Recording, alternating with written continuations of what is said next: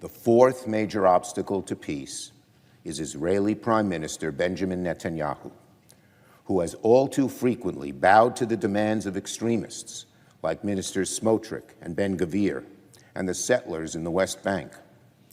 I have known Prime Minister Netanyahu for a very long time. While we have vehemently disagreed on many occasions, I will always respect his extraordinary bravery for Israel on the battlefield as a younger man. I believe in his heart he has his highest priority is the security of Israel. However, I also believe Prime Minister Netanyahu has lost his way by allowing his political survival to take the precedence over the best interests of Israel. He has put himself in coalition with far-right extremists like Ministers Smotrich and Ben-Gvir, and as a result, he has been too willing to tolerate the civilian toll in Gaza, which is pushing support for Israel worldwide to historic lows. Israel cannot survive if it becomes a pariah. Prime Minister Netanyahu has also weakened Israel's political and moral fabric through his attempts to co-opt the judiciary, and he has shown zero interest in doing the courageous and visionary work required to pave the way for peace, even before this present conflict.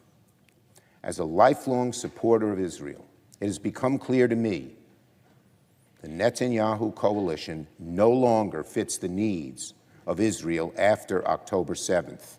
The world has changed radically since then, and the Israeli people are being stifled right now by a governing vision that is stuck in the past.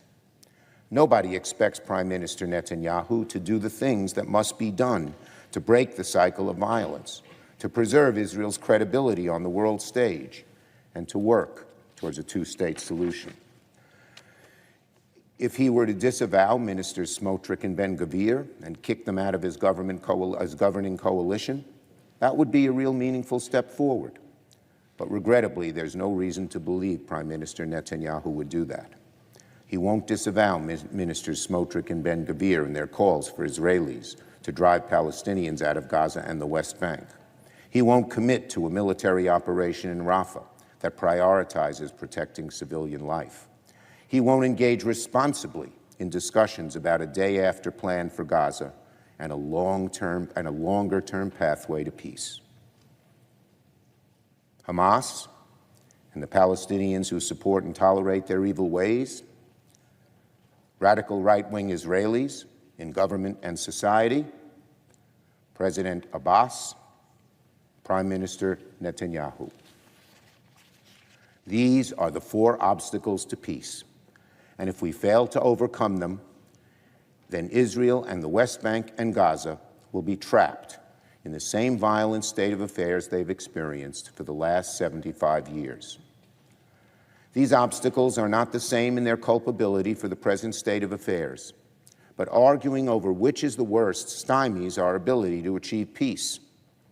Given the complexity and gravity of this undertaking, many different groups have a responsibility to see it through.